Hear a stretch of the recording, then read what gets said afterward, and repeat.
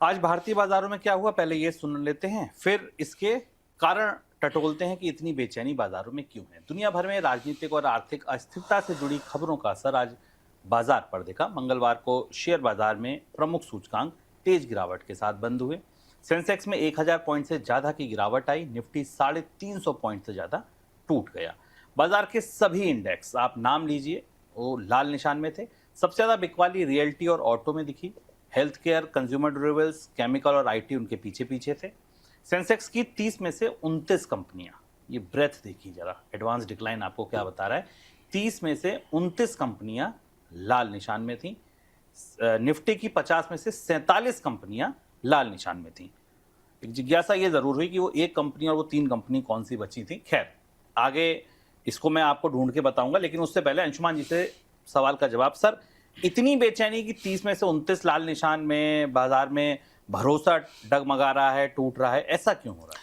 देखिए, अगर आप बोनस के नियमित दर्शक हैं तो हम लोगों ने अभी कल ही एक इंटरव्यू पोस्ट किया है समृद्धि शास्त्र का, जिसमें हमने विशेषज्ञ से बात की थी और उन्होंने कहा था कि भारतीय बाजार एक्सट्रीम फियर में है, में ज़बरदस्त डर में है। आज भारतीय बाजारों में कई सारी गतिविधियां एक साथ दिखाई दी और आज की नहीं, पिछले एक हफ्ते 15 दिन में अगर आप देखें तो बाजार में निगेटिव ट्रिगर्स की बाढ़ लगी हुई है। सबसे पहली चीज़ है कि जैसे ही अंतर्राष्ट्रीय स्तर पर उथल पुथल शुरू हुई, अमेरिका और यूरोप को लेकर, येन का कैरी ट्रेड टूटने को लेकर, करेंसी मेल्टडाउन को लेकर भारतीय बाजार पर निवेशक रिस्क ऑफ हो गए और सबसे तेजी से यहां बिकवाली शुरू हुई, पहली चीज।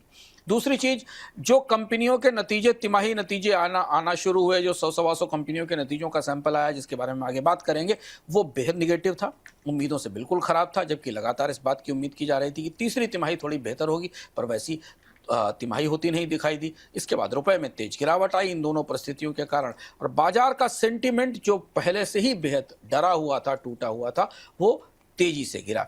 और इसलिए आपको एडवांस डिक्लाइन रेशियो दिखाई दे रहे हैं। और फिर वो सारे फार्मूले, वो सारे समीकरण जो बाजारों में निगेटिविटी पैदा करते हैं या निवेशकों में निगेटिविटी पैदा करते हैं, चाहे भारत का वैल्यूएशन हो, चाहे अन्य इमर्जिंग मार्केट से तुलना हो, वो सब एक साथ प्ले में आ गए और इसलिए हमने इतनी तेज गिरावट बाजार में आज देखी। सर, तिमाही नतीजों का सीजन था, यहाँ से कुछ उम्मीदें थी कि तिमाही नतीजे आएंगे, अच्छी कंपनियां, कुछ कंपनियां ऐसी हैं जो तीसरी तिमाही से वापसी करती दिखेंगी। तिमाही नतीजों के मोर्चे पर क्या स्थिति दिखी? तिमाही नतीजों ने निराश किया पूरी तरह से। अगर आप गौर से देखें तो जो शुरुआती नतीजे हमारे पास 143 कंपनियों के आए, जो आंकड़े दिखाई दे रहे हैं, शुद्ध लाभ 17 तिमाहियों में सबसे ज्यादा खराब था।